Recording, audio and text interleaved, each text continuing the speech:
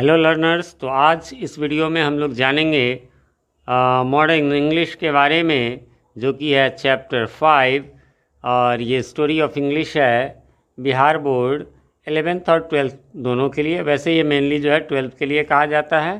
तो इसी का जो है वो आज हम लोग इसके एक्सरसाइज को जानेंगे, है ना। इसके एक्सरसाइज यानी इसके क्वेश्चन आंसर को जो भी आपके बुक में दिए गए हैं। लेकिन उससे पहले एक ज़रूरी बात कि ऊपर आपको अभी लिंक नज़र आ रहा होगा। मैंने इस जो ये चैप्टर है मॉडर्न इंग्लिश, ये तो हमारा एक्सरसाइज का यानी क्वेश्चन आंसर्स के ये वीडियो हैं जो कि ज़रूरी है आप सबके लिए। लेकिन उससे ज़्यादा ज़रूरी जो है ऊपर जो लिंक आपको नज़र अभी आएगा उसमें जा कर के आप इस पूरे चैप्टर का लाइन बाय लाइन मैंने हिंदी में एक्सप्लेन किया है, तो वो एक्सप्लेनेशन वीडियो आप ज़रूर देख लें। यही नहीं, उसमें मैंने न सिर्फ एक्सप्लेन किया बल्कि उसके ट्रांसलेशन को भी मैंने स्क्रीन पर दे दिया है, जिससे कि आप लोग कभी भी उसका स्क्रीनशॉट ले करके पढ़ सकते हैं तो आसानी, क्योंकि वो जब आप जान जाएंगे तो ये आंसर्स आपके लिए आसान हो जाएंगे। तो सबसे पहले जो इसमें दिया गया है वो है complete the statement given below, यानी स्टेटमेंट में जो है वो फिल इन द ब्लैंक्स करके दिया गया। तो मैंने उसकी जगह आपको यहाँ लिख दिया है। जैसे इंग्लिश एब्जॉर्ब, यानी इंग्लिश ने जो है वो सोखा, सोखना एब्जॉर्ब मीन्स मतलब लेना। यहाँ पर कहिए words from almost dash different language, कितने भाषाओं से, तो लगभग 50 भाषाओं से इसने वर्ड्स लिए हैं। Dash objected to the inflow of foreign words in English, कौन जो है ऑब्जेक्ट किए यानी आपत्ति किए इनफ्लो ऑफ फॉरेन वर्ड्स की फॉरेन वर्ड्स हमें नहीं लेना है इंग्लिश में। तो प्यूरिस्ट्स, प्यूरिस्ट्स कौन थे? प्यूरिस्ट्स वो थे जो चाहते थे कि नहीं हमारी इंग्लिश जैसी है वैसे ही रहे, है ना। तो वो उदारवादी सोच के नहीं थे, वो मतलब इस सोच के थे कि नहीं हमारी जो भाषा है हम बाहर से नहीं लेंगे, है ना। तो सी में है the two works that help in simplifying English are grammar dash, है ना। दो वर्क्स जिसने हेल्प किया इंग्लिश को सिंपल करने में, तो कौन कौन थे? ग्रामर एंड डिक्शनरी, ठीक है। एक का ये डिक्शनरी वाला ये बुक भी कह सकते हैं, लेकिन जो ग्रामर को सुधारा गया और डिक्शनरी को बनाया गया जिससे कि ये स्टैंडर्ड हुआ, सिंप्लीफाई हुआ। लास्ट है इसका डैश पब्लिश्ड डैश इन 1755। तो 1755 में क्या हुआ था? तो डॉक्टर सैमुअल जॉनसन ने पब्लिश किया था एक बुक जिसका नाम है dictionary of the English language. तो इससे क्या हुआ, बिना डिक्शनरी का, जैसे मान लो हम अपने लोकल में कोई ऐसी भाषा बोलते हैं, उसको बोली कहेंगे, तो उसका कोई डिक्शनरी नहीं होता, कोई कुछ कह रहा है कोई कुछ कह रहा है तो चलेगा, है ना। तो इसलिए एक्सेप्ट इसमें मतलब एक स्टैंडर्डाइज करने में मदद दिया। अब अगला है question answer, answer these questions very briefly. तो ये आप लोग के लिए थोड़ा अलग आंसर लाया हूँ जो आपके गाइड वगैरह में नहीं मिलेंगे। Why are Indians quick learners of English, Indians quick learners क्यों है? तो ये मैंने 2 नंबर के हिसाब से बनाए हैं, बाकी 5 नंबर के हिसाब से आप देखना चाहते हैं। एक लिंक आपको और ऊपर में नज़र आया होगा, नहीं तो डिस्क्रिप्शन में जा कर के आप चेक कर लें। मैंने ना स्टोरी ऑफ इंग्लिश नाम से एक प्लेलिस्ट बना दिया है ना, स्टोरी ऑफ इंग्लिश ये जो बुक का नाम है इसी नाम से मैंने बना दिया है। उसमें आपको सारे इसके जो एग्ज़ाम के लिए क्या क्या इंपॉर्टेंट है, कौन कौन से ऐसे क्वेश्चंस हैं जिसमें से कि एग्ज़ाम में पूछेगा ही पूछेगा, वो सारे मैंने बता दिए हैं। BBI question number 1, BBI question number 2 ऐसे करके, तो उसका भी लिंक है, वहाँ से जा कर के आप उसको देख लें। चलिए तो अब इस आंसर की बात करते हो। वहाँ पर उसमें एक इसका बड़ा आंसर भी है, लेकिन यहाँ 2 नंबर, अब तो बुक में आप जानते हैं एग्ज़ाम में केवल 2 नंबर वाले ही पूछते हैं, तो उसी हिसाब से मैंने दिया है। Indian are quick learners of English, Indian जो है भारतीय जो है वो इंग्लिश के क्विक लर्नर से बहुत जल्दी सीखते हैं। क्यों? Due to historical colonial influence. Colony क्या होता है?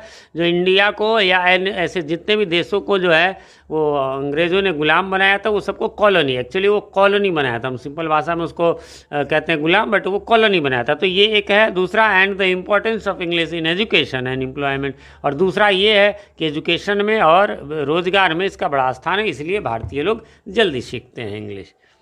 अगला है 2nd नंबर में कि व्हाट रियलाइजेशन, क्या ऐसा रियलाइज़ हुआ, लेड टू द बोरोइंग मतलब उधार लेना, फ्रॉम डिफरेंट लैंग्वेज। आखिर क्या ऐसा महसूस किया कि भाई दूसरे भाषाओं से भी हम वर्ड्स को ले? तो इसका the rapid rate of change growth and development of the English realise, ये बुक की ही भाषा है कि रैपिड रेट, बहुत तेज़ी से जो हुआ रेट, किस चीज़ का चेंज होने लगा, बढ़ने लगा, ग्रोथ होने लगा, विकास होने लगा, डेवलपमेंट होने लगा, मतलब इन चीज़ों सब चीज़ों का।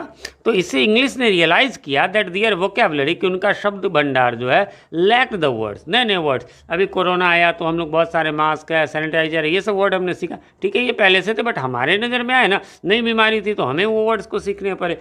तो खैर डिक्शनरी में ये वर्ड्स पहले से थे, लेकिन एक समय रहा होगा ना जब ये वर्ड्स नहीं रहेंगे, तो इसलिए उन्होंने उनको लगा कि लैक हो रहा है the words to express some new ideas and techniques, और इसीलिए दीज नीड्स, इन्हीं नीड्स को ध्यान में रखते हुए लीड मतलब आगे बढ़ना, लीड का लेड होता है, द बोरिंग फ्रॉम, यही लीड किया कि वो बोरिंग करें ले वर्ड्स को लैटिन से, फ्रेंच से, ग्रीक से, इटालियन से, स्पेनिश से एंड अदर लैंग्वेजेज, जो कि ऊपर हमने पढ़ाई ऑलमोस्ट 50 लैंग्वेजेस से बोरो किया गया। थर्ड नंबर है what were the 3 objectives of the 18th century grammarians. जो 18वीं शताब्दी के जो व्याकरणविद थे तो उनके 3 मुख्य उद्देश्य क्या थे। The 3 objectives of the 18th century grammarians were, क्या क्या थे, तो पहला to stabilise English, stabilise means स्थिर करना, इसी से बना है स्टेबलाइजर, जिसको हमारे बिहार में स्टेबलाइजर बोलते हैं। मैं वर्ड मीनिंग में ये अपने स्टूडेंट्स को कोचिंग में लिखाता हूँ, स्टेबलाइज, इसी में आर लगा दीजिए, स्टेबलाइजर, जेड की जगह एस ब्रिटिश इंग्लिश में और अमेरिकन में जेड होता है, टाइपिंग में ऑटोमेटिक ले लेता है, इसलिए जेड का ही प्रयोग ज़्यादा है। तो वर्ड टू स्टेबलाइज इंग्लिश तो पहला ये था, पहला कि उसको स्टेबलाइज करे, स्थिर करे। स्टैंडर्डाइज इट्स यूजेज, अब यूजेज विभिन्न प्रकार से होते थे तो इसको एक स्टैंडर्ड भाषा बना देना। And make it suitable for literary expression, और लिटरेरी साहित्यिक एक्सप्रेशन के लिए जो वर्ड्स चाहिए वो, तो ये इनके ऑब्जेक्टिव्स थे। बढ़ते हैं आगे, और अगला है आपका क्वेश्चन नंबर 4, कहता है what did the 18th century grammarians share with the age means ध्यान रखेंगे उम्र नहीं युग। तो 18th सेंचुरी ग्रामेरियंस ने क्या शेयर किया उस युग से, मतलब अपने युग से 18th सेंचुरी को क्या शेयर किया। The 18th century grammarians share the spirit of the age, है ना, उस एज के स्पिरिट, ऐसे तो स्पिरिट मीन्स आत्मा, लेकिन नहीं, मतलब ख्वाहिश को, मतलब क्या होना चाहिए, as to establish order, order means व्यवस्था, है ना, सिस्टमेटिक ढंग कहिए, ऑर्डर मीन्स आज्ञादेश नहीं in English language. They saw a chaotic, है ना, क्योटिक जो है यानी कन्फ्यूज्ड पीरियड ऑफ एक्सपेंशन, देखा जैसे तैसे बढ़ा जा रहा था, कोई सिस्टम ही नहीं था। An experiment of English language, बहुत एक्सपेरिमेंट हो रहे थे, तो उन लोगों ने इसको स्टेबलाइज वगैरह किया।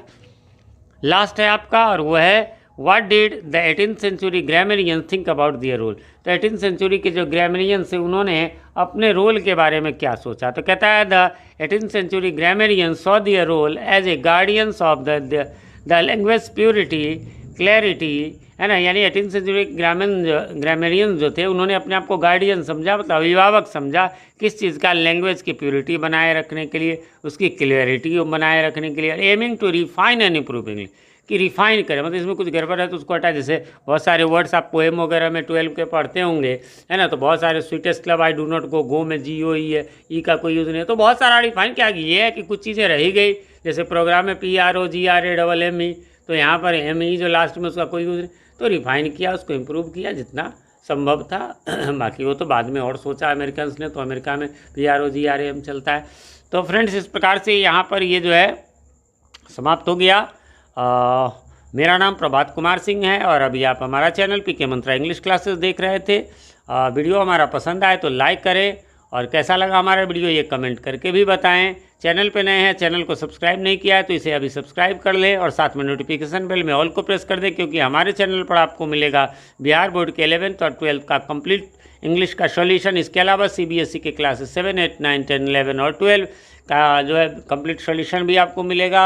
इसके अलावा जो रेनबो बुक आता है, और तो उनका भी जो है वो आपको यहाँ पर गुलमोहर पार्ट से 6, 7, 8 का भी कंप्लीट सॉल्यूशन मिलता है। तो इनमें से किसी भी क्लासेस में पढ़ते या पढ़ाते हो तो आप ज़रूर इसे सब्सक्राइब कर लें, और हमारे वीडियो के बारे में कमेंट भी करें कैसा लगा। मिलते हैं अगले वीडियो में, तब तक के लिए हैव अ नाइस डे।